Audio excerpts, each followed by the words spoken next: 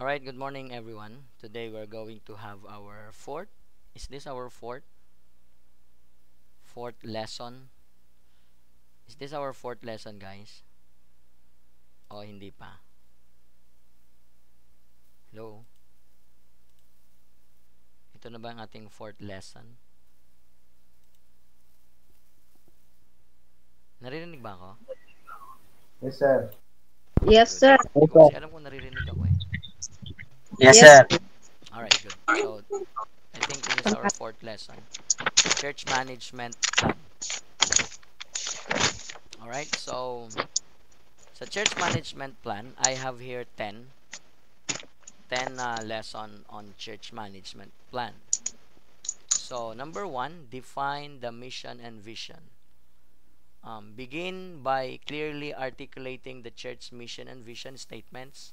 These statements should reflect the core values, belief, and purpose of the church, serving as guiding principle for all management decision and activities.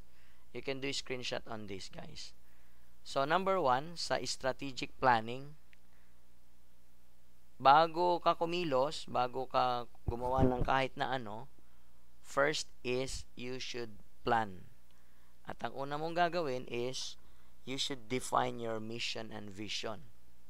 Bawat churches ay may kanya-kanyang mission and vision objective. Okay? So, yung mission and vision objective niya, kung ikaw yung bago sa church na yon, tanong mo doon sa nauna. Tanong mo doon sa leader, ano ba ang mission natin? No? Para hindi iba-iba. So, for example, dito sa tester, ang mission namin is to seek and to save the lost. So, lahat dapat ng activity ay may kinalaman doon sa mission na yon. At ang vision ay maging isang pamilya, maging isang to create a family atmosphere. So, isa yan sa mga vision. Tatlo vision yan kung hindi ako nagkakamali. There are visions doon sa loob. Kung ikaw yung bago doon sa organization na yon, para hindi saliwa o hindi iba yung iyong direction, you have to know the mission and the vision of the church. So, dyan sa Rizal, meron yata kayong dalawa na outreach. Yung bang mission and vision ng church outreach ninyo is the same mission and vision doon sa isa, doon sa nauna. So, you have to clarify. The same also sa atin dito. Meron tayong Amadeo. Yan bang Amadeo is the same mission and vision. So, inuupuan niya ng mga leaders para alam kung ano direksyon, kung ano gagawin, at kung ano ang dapat planuhin at i-program. Kasi, for example, dito sa Salawag, matagal na ito. So, ang mission at vision nito, iba na compared doon sa bagong congregation. So, number 1, define the mission and vision. So, para sa akin, mas advantage yung ikaw yung nag-pioneering ng gawain. Ibig sabihin, nag-pioneering, ikaw yung nauna. Kaysa yung ikaw na lang yung sumasambot. Alright? Kasi, kapag ikaw yung sumusunod, you have to follow the mission and vision doon sa nauna sa'yo. Okay? If you have question, just raise your hand. So, that's number 1. Number 2, assess current resources and needs. So, sa strategic planning, meron tayong mga current resources. Conduct a thorough assessment of the church current resources, including human resources, staff, and volunteers. Second is the financial resources. Ano ang kalagayan ng finances? Number 2, facilities. Ano ang meron? Ano ang wala? Ano ang kulang? And the equipment. Alamin mo kung ano ang equipment na meron. Identify any gaps. Ibig sabihin ng gaps, need. Ano ang mga need? Identify any gaps or areas for improvement that need to be addressed in the management plan. Okay, so what's the difference between leadership and management? Leadership is the one who give the direction. And most of the time, leadership leads the way. While management, kasama sa minamanage niya yung mga details including financial resources, how to maintain the facilities, magpa-purchase ba ng equipment or hindi. And then, identifying any gaps. Ano ba bang kulang? Ano ba ang dapat? No? So, hindi po pwede yung Sunday naman yung, sige, bara-bara na lang tayo. Sige, kung ano na lang maisip. Okay? So, dapat pinag-uusapan, pinagpaplanuhan, at ina-identify natin ano ang mga current resources. When say resources, lahat ng anong meron dyan. Itong sinabi ko rito, conduct a thorough assessment of the church current resources, including human resources. Ito kasi ang pinaka number 1 sa lahat ng resources dapat na meron ka. Human resources. Dapat meron ka mga staff and volunteers. Or else, hindi magiging effective yung gagawin mo kasi sosolohin mo lang lahat ng trabaho. Alright? Next, set goals. Number 3, set goals and objectives. Based on the church mission and vision, establish specific, measurable, achievable, relevant, and time-bound goals and objectives for each area of management. These goals should align with the overall mission and support the church strategic priorities. SMART. So, kayo na dumaan sa lesson na to, kung ngayon nyo lang to narinig, good for you.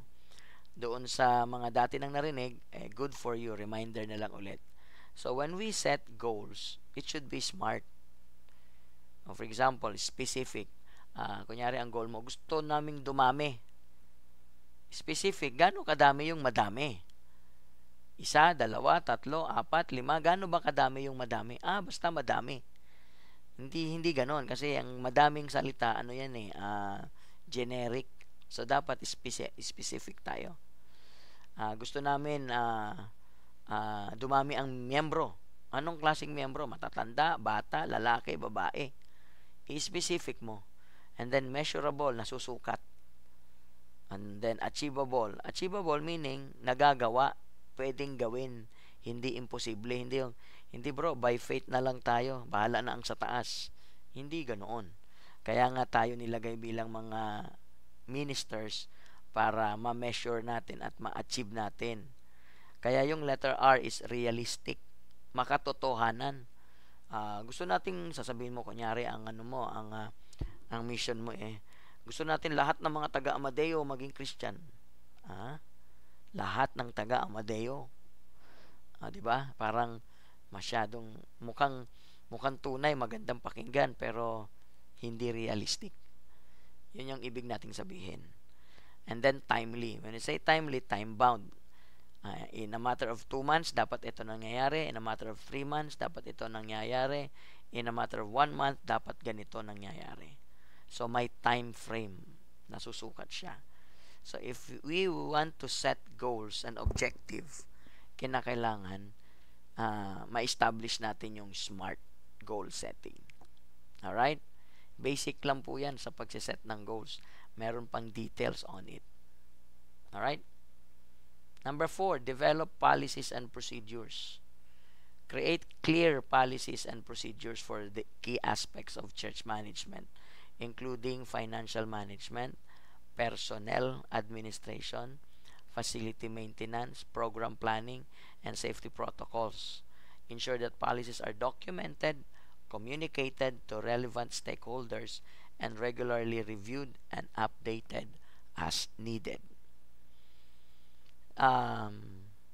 Kapag walang policy and procedure, parang magulo. Ngayon, kung gusto mong malaman ang policies and procedures, you have to be part of the administration. Kasi doon nyo nilalatag yung policies and procedures na ibinababa na lang sa congregation. Okay, so ito ang protocol natin. Kapag may namatay na miyembro, eto siya. Ito ang protocol natin. Kapag may ministry tayo, eto siya. Ito ang protocols natin. May mga protocols, safety protocols. Pag sinabing safety protocols, ibig sabihin hindi nako-compromise yung standard o yung ginawa nyong procedure or policy. Importante po yan, may mga rules ang mga ginagawa natin. Hindi kung ano lang ang napagdesisyonan nyo na yun agad. But of course, sabi dito, regularly reviewed. Bakit regularly reviewed? Dahil baka hindi na akma, hindi na relevant, and updated as needed. All right?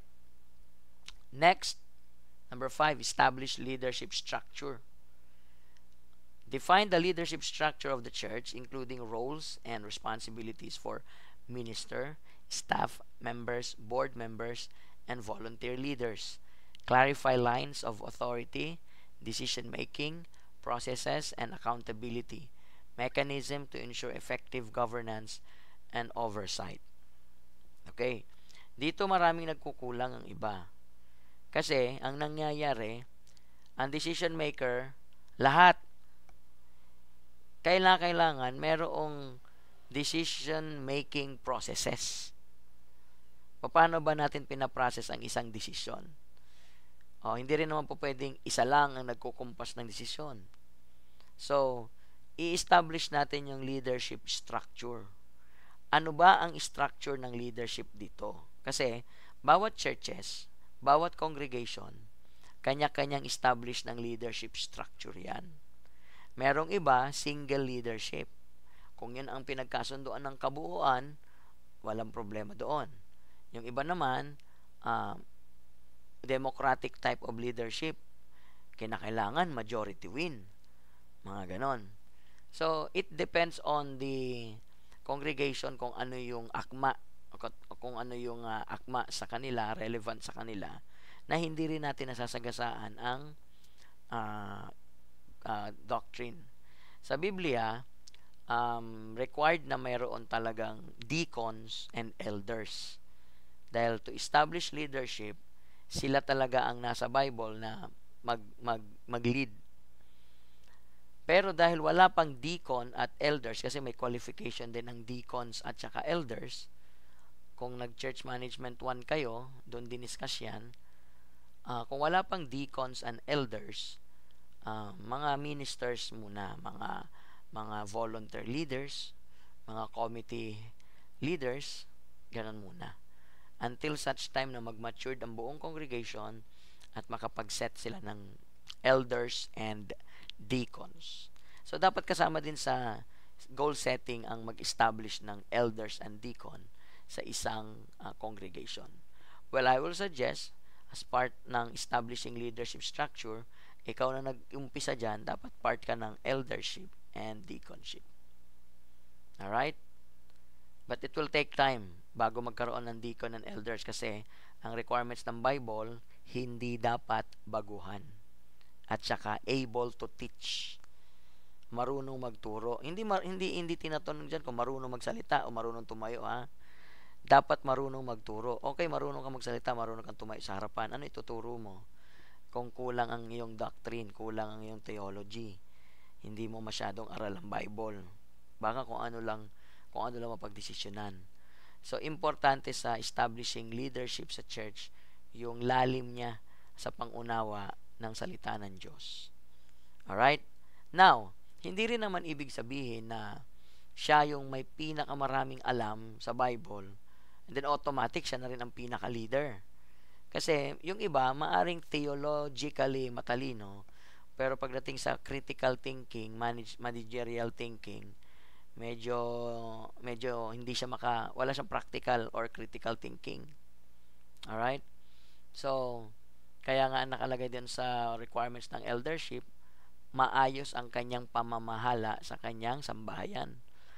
Kasi, when you have a good management in your home, well, most likely, ay maayos din ang iyong pamamahala sa labas. Kaya, isa sa requirement ng leadership structure sa loob ng church, ayon sa Biblia, maayos ang kanyang pamamahala sa kanyang sambahayan. Hindi yung magsasalita siya, ini-encourage siya lahat umattend, pero asawa anak niya hindi naman uma-attend. Paano yun? Do you get the point, guys? Hello? Do you get the Okay. point? Yes, sir. So, hindi po pwede na magaling ka lang sa doctrine pero hindi magaling o hindi wala kang skills sa managerial skills. Alright, si Hari Krishna Lumandas nagtatas ng kamay. What's your question? Sir, question po. Ano po ba talaga yung basihan para maging deacons? Nasa Church Management 1 natin yan. Well, in the book of Timothy, sa pastoral epistle, deacons are the one who are in charge of the material things. That includes the facility, that includes money, that includes the physical aspect of the church. While the elders are in charge on the spiritual aspect of the church. Okay? Ayan ang nakalagay sa aklat ng Timothy sa pastoral epistle. Pinagbobotohan din yan kung sino ang magiging deacons at sino ang magiging elders. Ngayon, kung ang tanong mo ay ano ang mga requirements, siguro sa ibang lesson yan pero hindi dito sa lesson natin. Kasi ito church management to na to, more in organizational structure na ito eh. Ang goal dapat ng bawat churches, depende sa timeline nila, ay mag-create ng elders and deacons sa church. Kasi yan ang inutos sa atin ng Panginoon. Kasi ang elders and deacons, sila po talaga ang nagpapatakbo ng body of Christ. All elders should be preachers. They are the pastors, they are the ministers, they are the teacher. All elders. All deacons should also know how to preach and how to teach. Yan ang basic requirements. So, hindi pa pwedeng mag-deacon tapos hindi man lang niya kayang i-share yung kanyang pananampalataya. Alright? I hope I answer your question. Here, Krishna Lumandas. Don Vicente. Feedback, bro. Yes, sir. Yeah, what's your question? Possible po ba na yung deacon is pwede maging minister or pastor? Alright. Kung ako ang opinion ko ang tatanungin, yung pastor at minister kasi, nandun na sila sa spiritual level. Sila na yung mga elders talaga. Kasi kumbaga, ang elders, sila yung mga executive. Yung deacons, sila yung mga managers. Parang ganon. Alright? So, pagka sinabi nating yung deacons ay mga pastor, parang binaba natin sila, parang ganon. Kasi sila na dapat itong nandito sa mga elders qualification. But not necessarily na mali yung tanong. It could be. It could be. Kaya nga yung deaconship, ibigay natin dun sa ibang kalalakihan sa church. Yung hindi level ng mga pastor level. Okay? May follow-up kang question? Sir Don? Sir, ibig sabihin, ayun nga, sinabi nyo na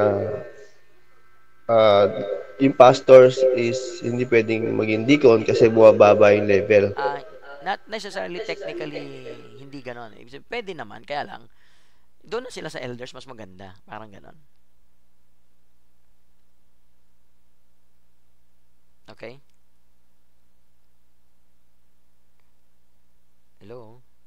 Okay, sir. Okay, sir. Alright, so let's continue. Oto, may tumataas ulit. Sinong nagtataas? Ikaw ba, Hari Krishna, nagtataas? Yes, sir. Sige. Sir, paano naman po yun? Di ba po may elder po? Which is sila yung mas nakakatanda sa church. Tapos may pastor. Kaso, kapag meron namang sinasuggest yung pastor, parang hindi naman tinatanggap ng mga elder, which is parang ang iniisip lang ng mga elder, katulong lang nila yung pastor. Parang ganun. Well, by definition, ang Greek word ng elder ay presbyteros. Alright? Elder and pastor should be the same. They are one. However, ang ginawa ng iba ay hiniwalay nila yon. So, if you are the elder of the church, you are the pastor of the church. Kasi ang trabaho nga ng elder ay spiritual. Sila ang nagpapakain spiritually. Which is yun din ang trabaho ng pastor. Now, ibang usapan kung siya ay pulpit preacher, siya ay evangelist, siya ay ministry worker. Ibang usapan yon. So, for example, yung kagaya ng mga malalaking church, ayoko na magbanggit ng pangalan pero merong silang hinahire na pulpit minister lang. Ibig sabihin, ang trabaho niya, mag-preach lang. Mag-preach lang talaga. Yun lang ang trabaho niya na sinusupervise ng mga elders. Now, the question is, paano kung mayroong decision ang mga workers and elders? Ang sagot, sino ba dapat ang masunod? Ang masusunod ay elders. Kasi ang elders ay inordain ng congregation yan, na sila ang masunod. Ang mali ng marami, eto ang mali ng marami. Porque nakakita sila ng matanda, sila na agad. Hindi po ganon. Ang sinabi ng Bible, hindi siya baguhan sa pananampalataya.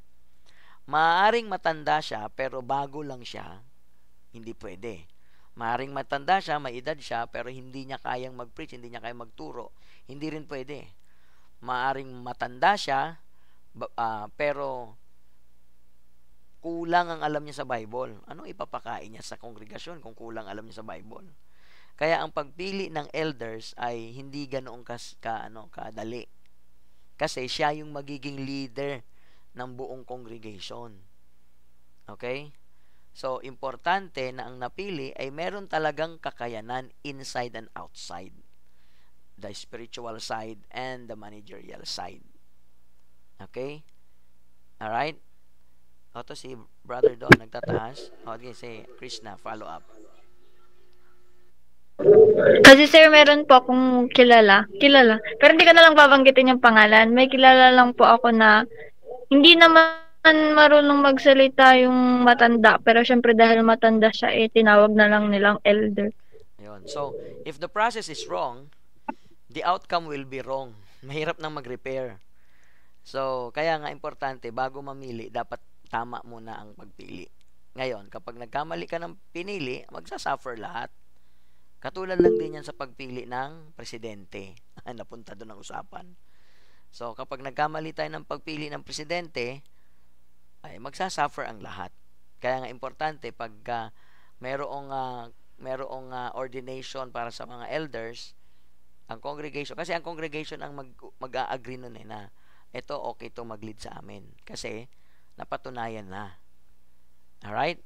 So, again, ulitin ko, ang elder at pastor ay iisa, hindi pwede maghiwalay because ang Greek word ng elder or pastor ay presbyteros. Iisa lang ang Greek nila. So sa leadership structure, iisa lang sila. Alright? However, sa panahon natin ngayon na wala pang mga elder and deacons sa mga churches, nagsisimula yan sa mga ministers and mga voluntary leaders. Alright? So, pansamantala, mag-uusap muna sila sino dito, which is which. Paano ba natin dito ipapatupad ang mga desisyon?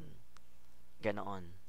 And so on and so forth. Kaya importanteng ma-establish ang leadership structure ng mga maliliit na congregation until such time na mahinog sila at magkaroon ng elders. Hindi rin kasi natin pwedeng puwersahin na magkaroon agad ng elders hindi pa matured ang mga miyembro. Alright? May nagtataas kanina. Sino yun? Alright, sige. Go ahead. Don, pasok. Sir, klaro lang. The elders will decide and the deacon will provide. Tama po ba? Okay, ang elder and deacon, sila na yung nag-meeting and then mag-execute ang deacons on the basis doon sa decision ng mga elders. Kaya kung papansinin niyo sa aklat ng James, okay, anong pinakatrabaho nila? Ang trabaho ng elders, sila yung about spiritual things, lahat ng spiritual things, prayer, sermon, Bible studies, sila lahat yun. About spirituality, counseling, sila yon. Kaya sa James, di ba, kung may may sakit sa inyo, patawag ninyo ang mga matatanda para sila ay panalangin at anoint ng oil. However, ang mga deacons, sila naman ang in charge sa mga physical things. For example, walang ilaw, ganyan, sound system, sira, Yung physical facilities, medyo ganito. Mga pagkain, halimbawa may mga fellowship, sino in charge sa mga pagkain? Okay? Mabibili ng mga pagkain, transportation, and so on and so forth. Yan ang trabaho ng mga deacons. Ngayon, ako, dahil wala pa tayong elder and deacons dito, ako na lahat. Tapos, ipino-forward na lang natin sa iba, Brad, makisuyo naman ako, Brad, makisuyo. So, hindi dapat trabaho yun. Kunyari, ako magiging elder, isa sa magiging elder, hindi ko trabaho yun. Kung tutuusin. Tapos, kung ako naman ang deacon, hindi ko rin trabaho yung magbisita-bisita, tsaka mag-Bible study. Trabaho yun ng mga elders.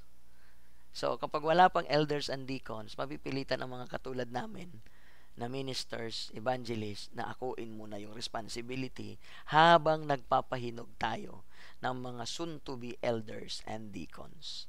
So, the same also what happened there in Rizal, si Brother Manny, hindi hindi maganda ugaga. Takbo rito, takbo doon. Siya na nga mag-sermon, siya pa mag-isip kung may upuan ba yon. Hindi dapat na ganon. Hati-hati na dapat ng trabaho. Pagtutulungan na ng bawat isa yon. Okay? So, yan ang weakness kapag ang isang congregation walang elders at walang deacons. Alright? Sa Bible, meron talagang elders and deacons. Mind you, mga kapatid, si Apostle John ay isang elder and naging bishop siya after. Kung babasahin natin ang church history, naging elder siya and naging bishop siya sa country ng Ephesus, which is ang daming mga churches doon. Isa siya sa mga tinatawag na church father. Okay? Si Apostle John.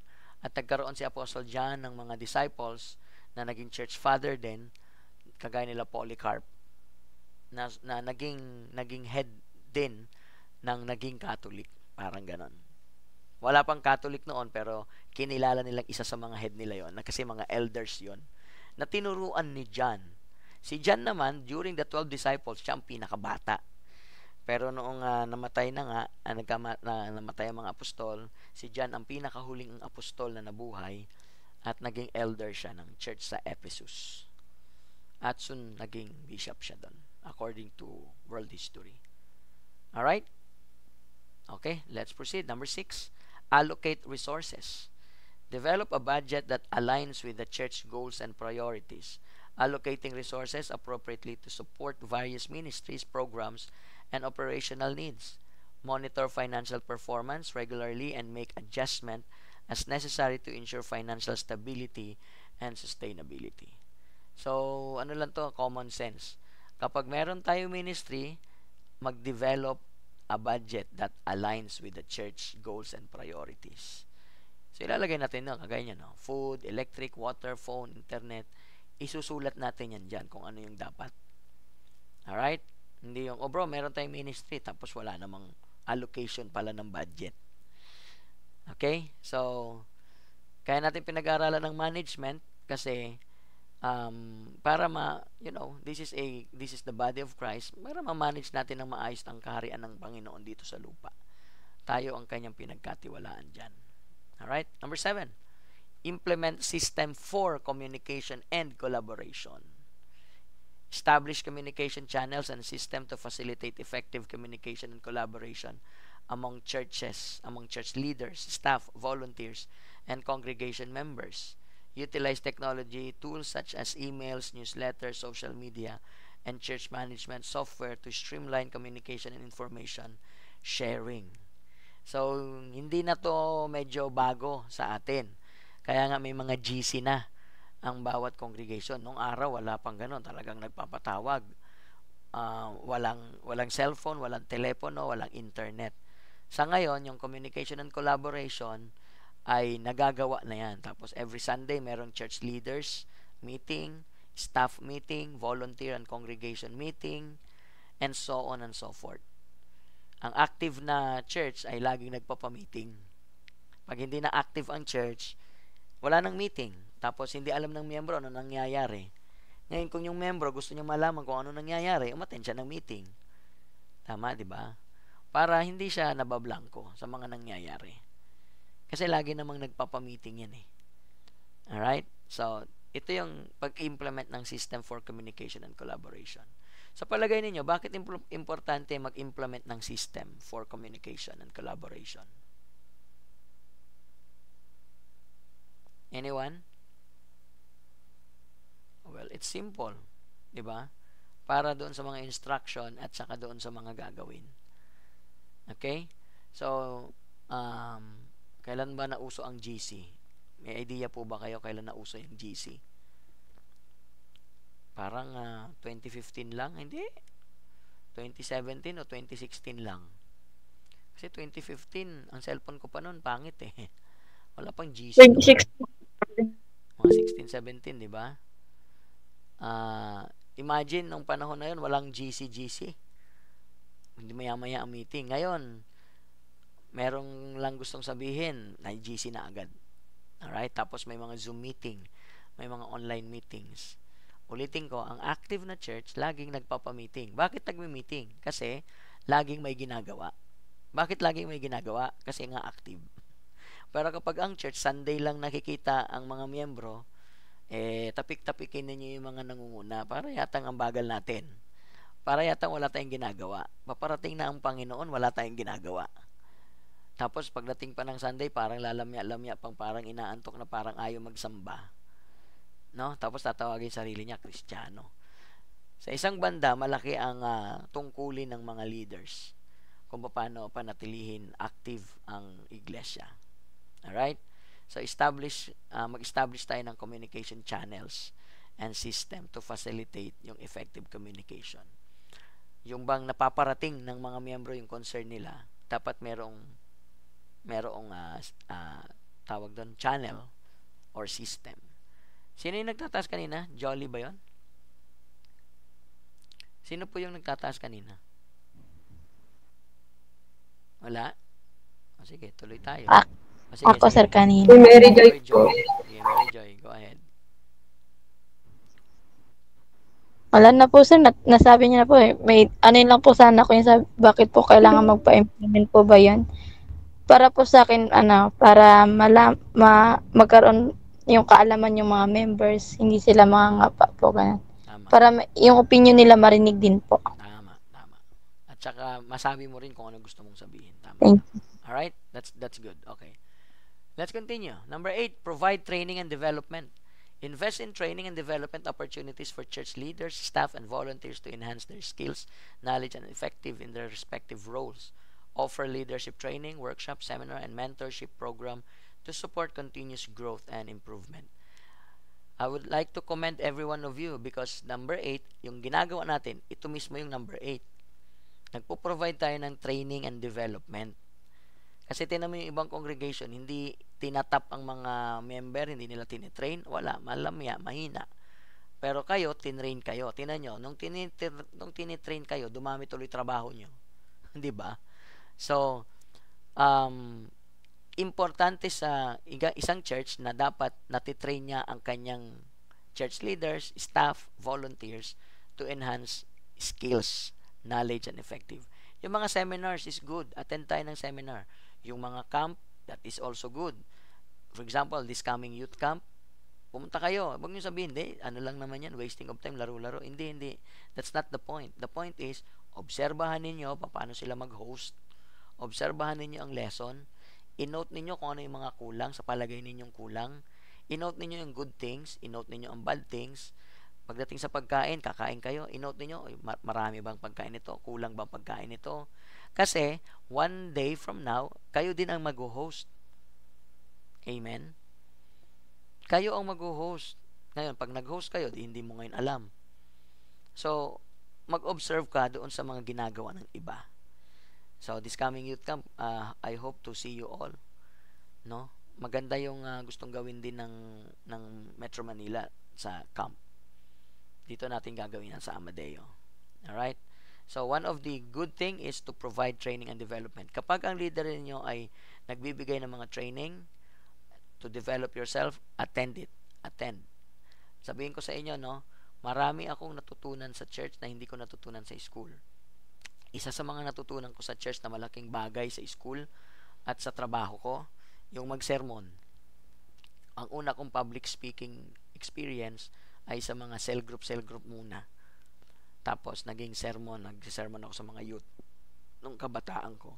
Ngayon, pagdating sa school, reporting pala tawag doon. Tapos, pagdating sa company, reporting din ang tawag doon. Sanay na akong humarap sa tao. So, hindi na siya bago. Second is, nung nag-organize kami ng mga overnight, nag-organize kami ng mga camp, nung nagpunta ako sa school, nagpunta ako sa mga work, meron din palang ganun. So, again, if there are training and development offered to you, attend it. Itong training na ito, itong klase natin na ito, intindihin mo lang ito, magagamit mo rin ito sa ibang organization. Hindi lang kasi ito pang church organization. Pwede din itong gamitin sa kahit anong organization. Team, networking, business, association, company, pwede ito. Alright? Kaya din yung mga company, pinapadala nila sa ibang bansa, sa mga seminar, ang kanilang mga staff, empleyado. Alright? Okay, we have 12 minutes left. Let's try to finish this. Number 9, monitor and evaluate performance. Implement processes for monitoring and evaluating the performance of the church management plan, including regular assessment of progress towards goals, financial performance. Kaya meron dapat tayong nakikitang financial report para makita natin ito, lumaki ang collection natin dito, bumaba ang collection natin dito. Program outcomes, ano outcome ng bawat program, pwede ba bang ituloy o wag ituloy. And stakeholder feedback. Stakeholder feedback, ito yung mga partners. Use data and feedback to identify areas of strength and areas needing improvement and make adjustment as necessary. Itong monitor and evaluate performance, nangyayari ito sa mga meeting ng leaders. So, okay ba itong ginawa natin? Okay. Anong outcome natin? Maganda ba naging outcome natin? Maganda. Magastos ba? Sakto lang. Uulitin pa ba natin itong gagawin natin? So, doon na pag-uusapan yon sa mga meeting. Kaya nangyayari, kapag maganda ang program, nauulit. Pag hindi maganda yung program, natitigil. Okay? Last, foster a culture of accountability and continuous improvement. Promote a culture of accountability and transparency and continuous improvement within the church, where leaders and stakeholders are committed to excellence, integrity, and stewardship of resources. Encourage feedback, collaboration, and innovation to drive positive change and achieve the church mission and vision. Kaya nga dito sa atin, anong sabi ni Sir Paul, may ginamit siyang term aggressive ba yun? Progressive yun. Progressive. I like that word also, progressive. Ako kasi ang lagi kong ginagamit, aggressive. Aggressive, pag may naisip, isipin agad ang pros and cons, smart, mag-smart, mag-goal setting, and then, boom, gawin agad. Para makita kung may resulta o wala. Kung walang resulta, palitan. Kung may resulta, tuloy. Alright, so yan. Foster a culture of accountability and continuous improvement. Kaya maraming nanglalamya sa pananampalataya kasi minsan yung church, boring na eh. Parang nakakatamad. Parang ganon. So, kaya tayo dito sa tester, kung ano-anong naiisip natin mga activity, may couples camp, may babagyo, sunod maglagay naman tayo pa Boracay. Hindi naman para hikayatin lang kayo at maging, alam mo yan, maging self-centered. Pero part ng leadership natin dito is ma-encourage at ma-edify tayo sa creation ng Panginoon. Kaya ililipat natin sa iba't ibang lugar. Okay? Para hindi masyadong monotonous. At total, hindi naman masama yung naiisip natin na mamasyal, gumala, o mag-create ng mga activities. Yung ginagawa ng Rizal doon, ano ba yung ginawa niya? Survival camp na one day. Ano yun? Hindi ko pa nakita yung one day na gano'n. Tapos may nakita ko ba yun? Nagbabalat ng buko na hindi gumagamit ng kutsilyo ba yun? So, that is mga innovation na mga program para medyo may mga exciting. At that is good. That is good. Alright?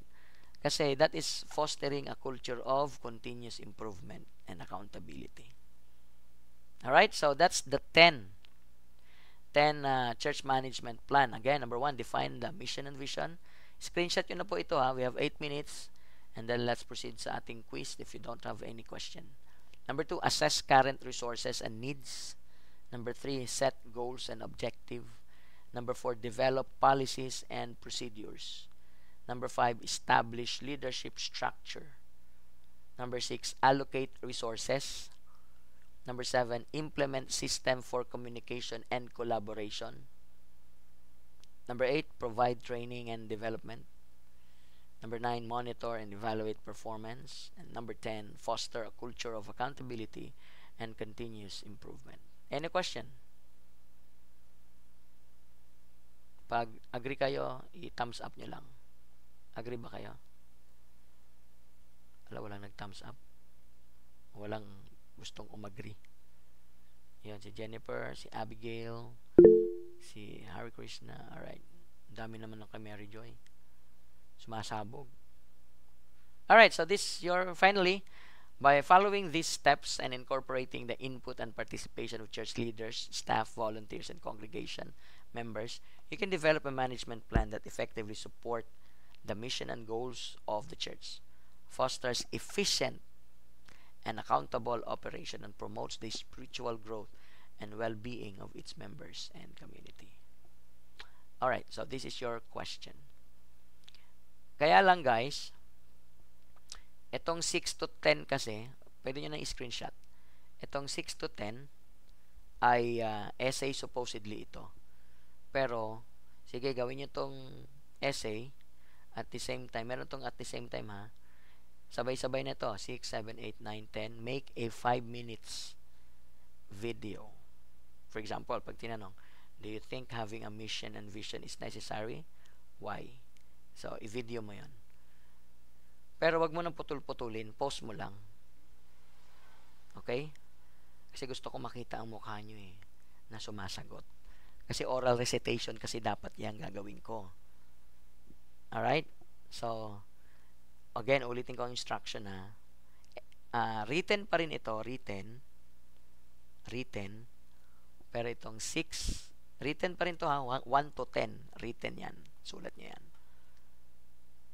Plus, on addition to that, yung 6 to 10 ay gawin ninyong 5 minutes. 6 to 10 na yun ha. Hindi tig pa 5 minutes. Gawin nyo lang parang tigwa 1 minute bawat isa. 1 minute na sagot. Tagalog, okay lang Tagalog. So, do you think having a mission and vision is necessary? Why? Number 7, what will you do if the church is lacking on resources? Ano gagawin mo kung kulang? Number 8, do you think it is necessary to the church minister or church leader to have knowledge in management before engaging in church management role? Why or why not? What do you mean by smart in goal setting? Now, pag sinabi kong what do you mean by smart, hindi lang yung tinutukoy ko yung meaning ha. Anong ibig sabihin nun? Bakit smart ang goal setting? Number 10, what do you think is the best way to monitor the performance of the project? So, wala kayong ibang pagsisendan kundi doon lang din sa ating GC. Alright? Hello? Any question?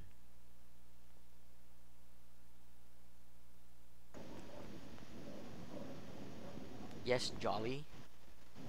Ayun ba ise-send sir yung answer or until tomorrow? Yep, I will wait until supposedly hanggang 10 o'clock tayo eh. Time check is 8:54, so 1 hour lang tayo. So, I will wait until 10 o'clock sa GC. Pagka wala ng 10 o'clock, considered absent, 0. 5 minutes lang yan eh. Madali lang yan. Alright? Sige, Hari Krishna, are you raising your hand? Yun lang din po tanong ko, sir. 10 o'clock tayo, so we're done. Pag nag-cut na ito, tapos na tayo. Alright, can you please open your camera and have our picture. Tapos, Abby, or kung sino man dyan, pakisuyo. Ito ka naman, picture mo po. Sige po. Pakisuyo na lang na.